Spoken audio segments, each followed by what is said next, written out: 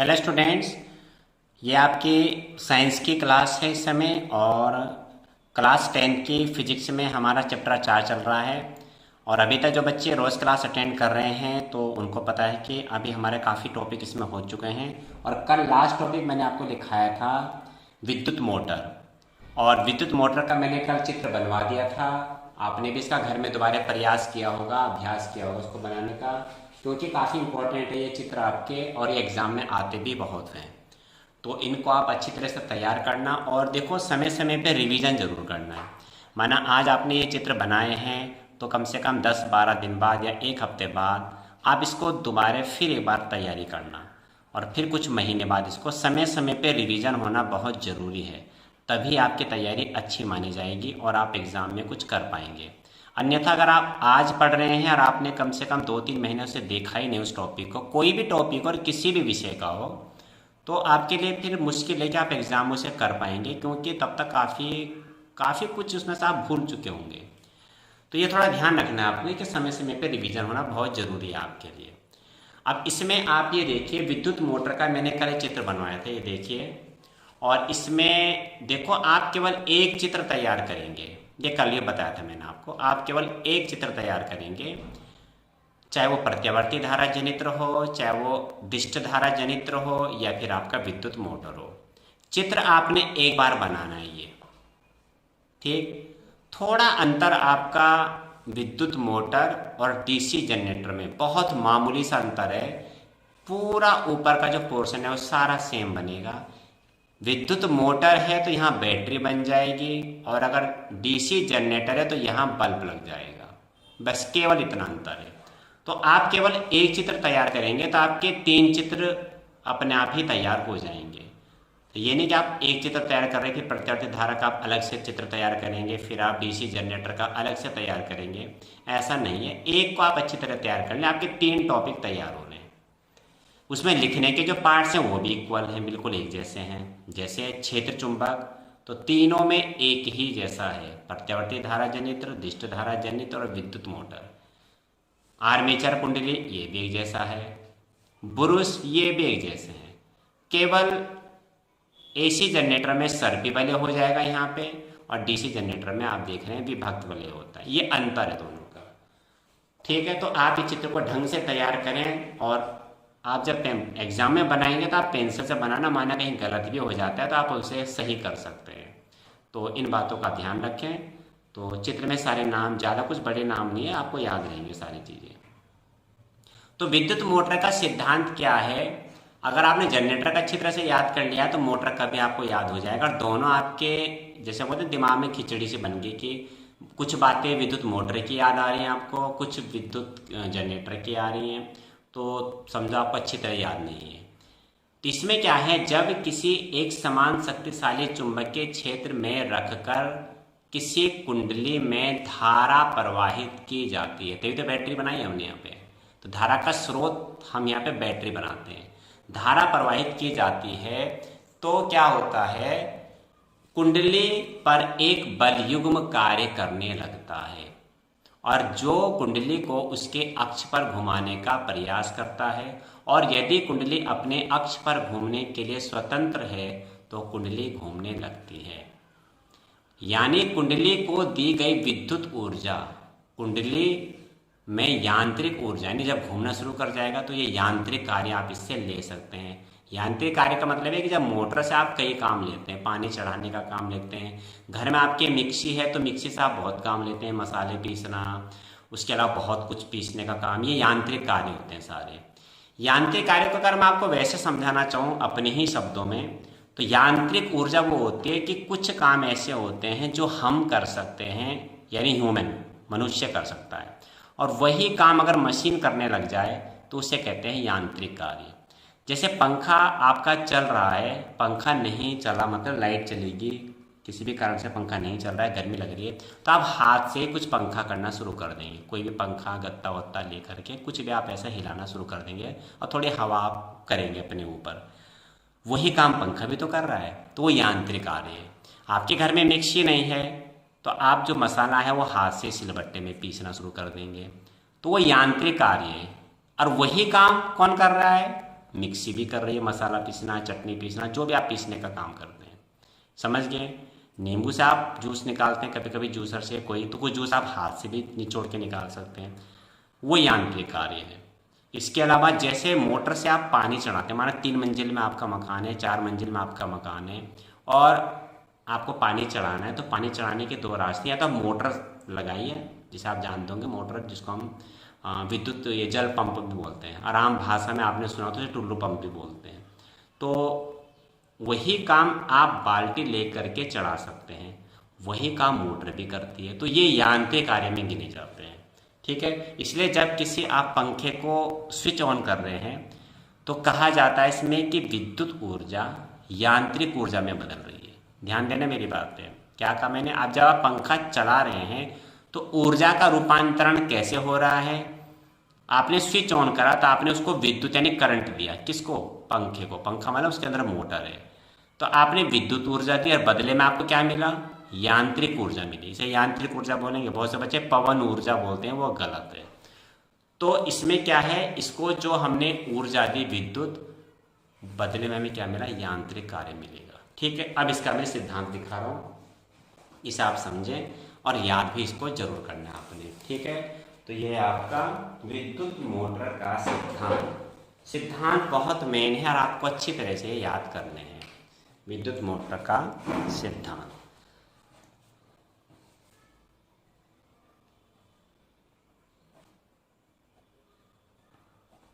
विद्युत मोटर था, और इसमें पहली हेडिंग आपकी आई सिद्धांत। आप कई बार इसे रट लेंगे तो आपको ऐसा याद हो जाएगा बिल्कुल अच्छी तरीके से। जब किसी एक समान शक्तिशाली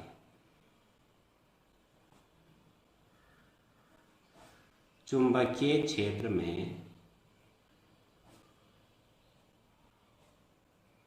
रखकर किसी कुंडली को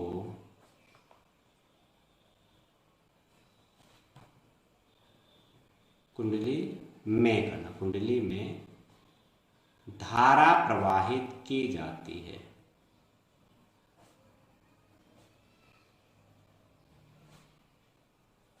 तो कुंडली पर एक बलयुग्म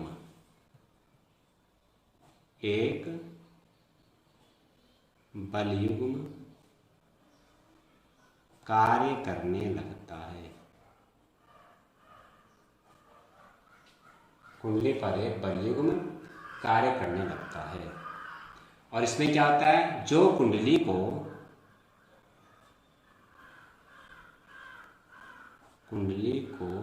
उसके अक्ष पर, ये लाइन आपने जरूर लिखनी है। बहुत से बच्चे क्या लिखते हैं कि जब कुंडली में धारा प्रवाहित की जाती है तो कुंडली घूमने लगती है।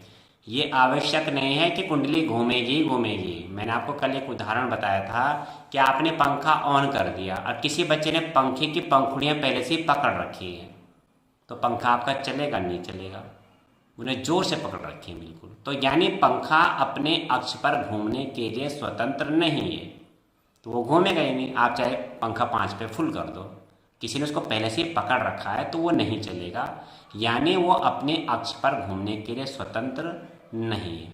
हाँ, जब उसे छोड़ देगा उसकी पंखुड़ियाँ तब वो घूमना शुरू कर जाएगा। तो आप भी समझ रहे इस बात को। तो वही चीज़ यहाँ पे, जो कुंडली को उसके अक्ष पर घुमाने का प्रयास करता है और यदि कुंडली, ये लिखना पड़ेगा, यदि कुंडली अपने अक्ष पर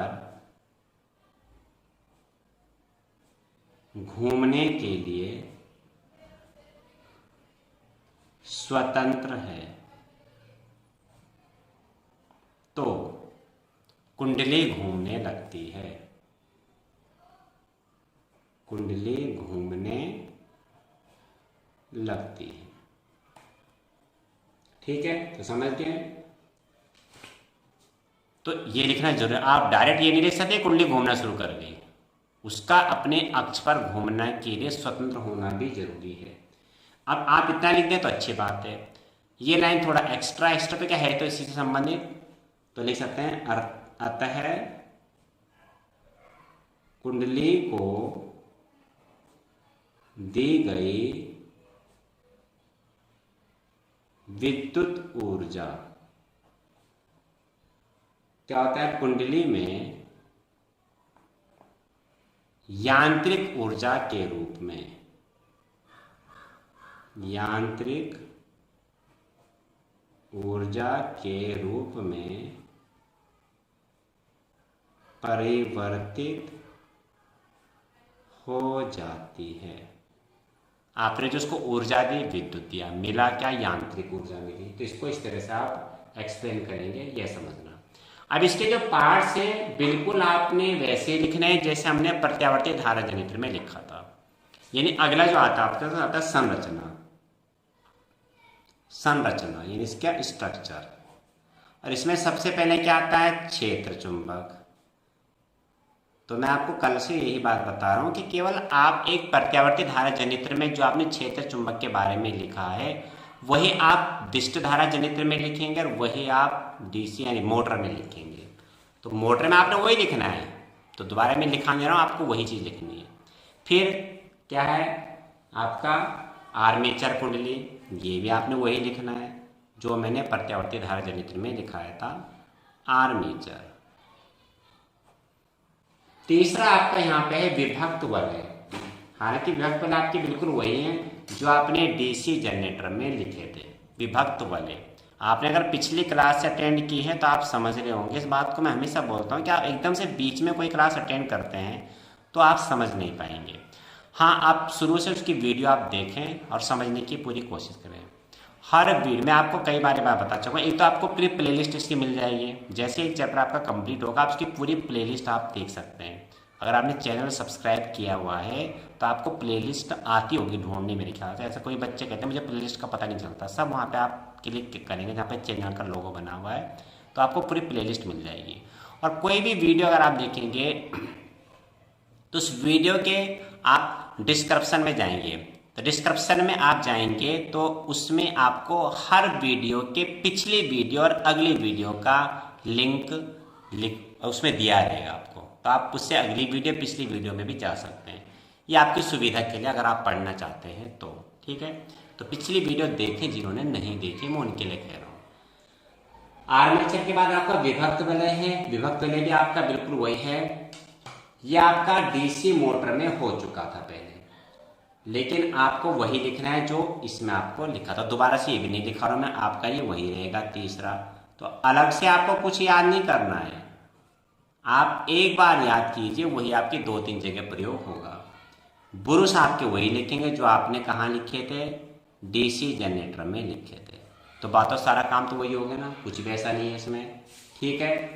अब इसकी होती है कार्यविधि, तो कार्यविधि में थोड़ा अलग आ जाएगा, तो कार्यविधि को मैं थोड़ा समझा देता हूँ। समझाना क्या है, इसमें सीधा सीधा सिद्धांत में हम लिख चुके हैं क्या कि जब किसी हम इसमें जो धारा प्रवाहित करेंगे, आपको मैं फिर चित्र दिखा देता हूँ। मोटर आप जानते हैं, मोटर आप पंखा जब आप चला रहे हैं, पंखे के अंदर मोटर है, कूलर के अंदर मोटर है, जो भी घूमने वाले आपके विद्युत उपकरण हैं, वॉशिंग मशीन होगी उसमें घूमने का जो भी काम कर रही है वो मोटर करती है, वो आप जानते हैं। होता क्या है इसमें, जब किसी कुंडली में धारा प्रवाहित कर रही है, तो यहाँ पे तो बैटरी बोलेंगे, एक्चुअल में हमारे घरों में जो धारा आ रही है वो पावर हाउस से आ रही है, लेकिन यहाँ पे हम धारा का जो स्रोत बनाते हैं वो बैटरी बनाते हैं, तो यहाँ पर हमें बैटरी बोलना पड़ता है। तो जब किसी कुंडली में धारा प्रवाहित करते हैं तो उस पर एक बल युग्म कार्य करेगा, यानी जो उसमें बल कार्य करेगा, तो उस बल की दिशा हम फ्लेमिंग के बाएं हाथ से निकालेंगे। मैं आपको फिर कह रहा हूँ, मैंने आपको 3 नियम लिखाए हैं, फ्लेमिंग के बाएं हाथ का नियम, फ्लेमिंग के दाएं हाथ का नियम और दाएं हाथ के अंगूठे का नियम। और तीनों नियम से हम क्या क्या निकालते हैं, फ्लेमिंग के बाएं हाथ के नियम से निकालते हैं किसी चालक पर लगने वाला बल, उसकी दिशा निकालते हैं। फ्लेमिंग के दाएं हाथ के नियम से क्या निकालते हैं, किसी चालक में प्रेरित धारा की दिशा।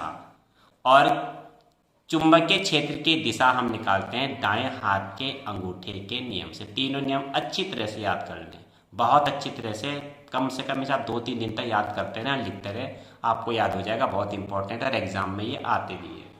ठीक है, तो मैंने क्या कहा, जब किसी कुंडली में धारा प्रवाहित की जाती है तो उस पर एक बलयुग्म कार्य करता है, और उस बल मतलब बल युग्म, बल का जोड़ा, दो बल जोड़े सहित लगते हैं विपरीत दिशा में, वो घूमना शुरू कर जाएगी अगर वो अपने अक्ष पर घूमने के लिए स्वतंत्र है। और उस बल की जो दिशा है हम फ्लेमिंग के बाएं हाथ के नियम से ज्ञात करते हैं। तो इसमें क्या बोलते हैं, उसके जो आपकी ये इसकी वो है भुजाएं ABCD, AB भुजा और CD भुजा पर दो बलयुग्म कार्य करेंगे। इस पर बल मैंने कल आपको बताया था, मानो जैसे ये आपकी कोई ये कुंडली है, मानो ये मैंने कागज चढ़ा रखा है, ये इस तरह से कुंडली है और ये भुजा AB है, ABC और ये D।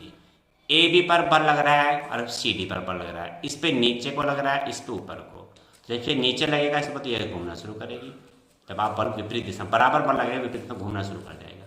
इस पे नीचे को, इस पे ऊपर, कोई भी चीज़ है आपका, माना कोई पत्ती है, माना ये आप इसे पत्ती माने, स्केल है मेरे पास में, इस पर बल नीचे को लगेगा, इस पे ऊपर को लगेगा। तो जब इस पर लगेगा तो ये नीचे ऊपर तो ये घूमना अपना भी शुरू करेगा ये। ठीक है ना, इसको ऐसे बल लगाएंगे, ऐसे में देख लो आप, ऐसे में आपको साफ दिखाई देगा।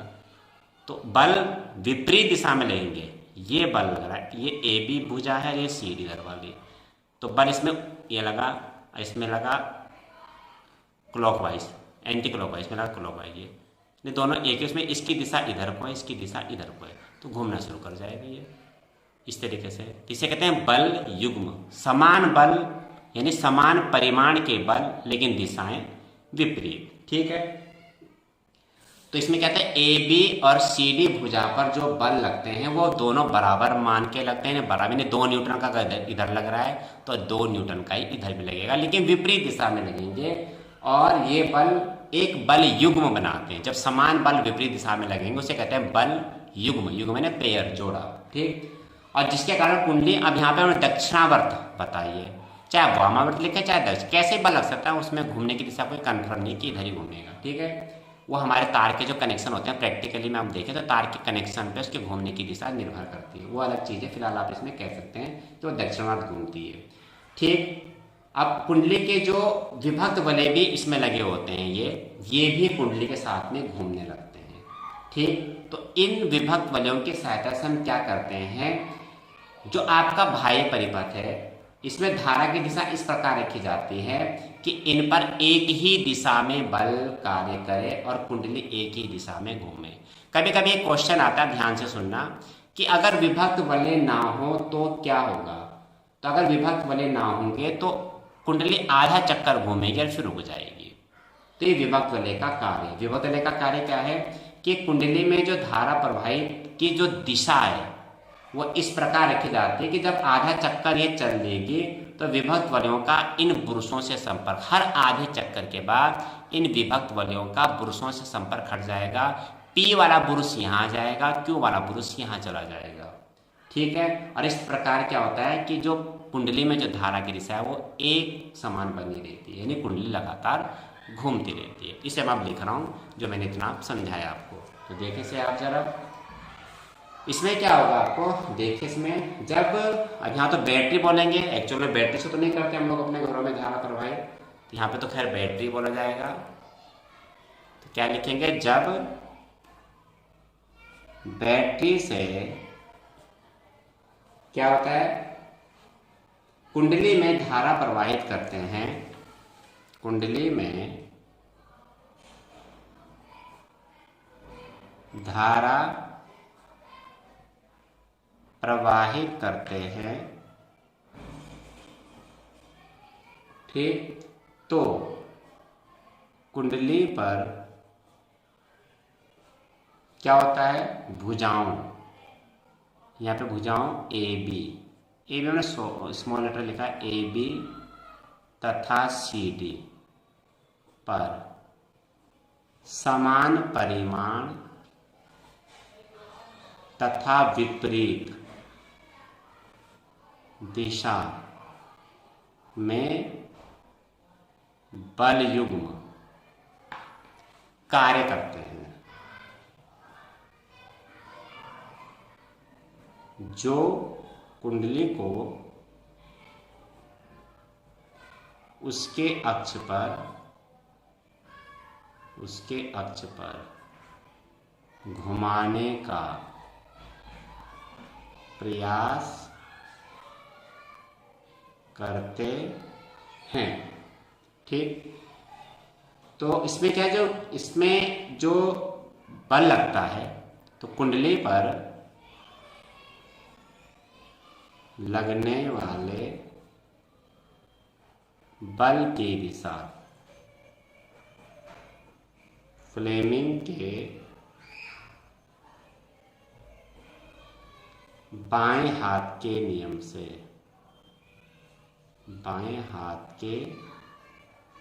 नियम से ज्ञात कर ली जाती है। ध्यान रखना कौन सा नियम कहाँ लगाना है, उसको गलत मत लिखना एग्जाम में।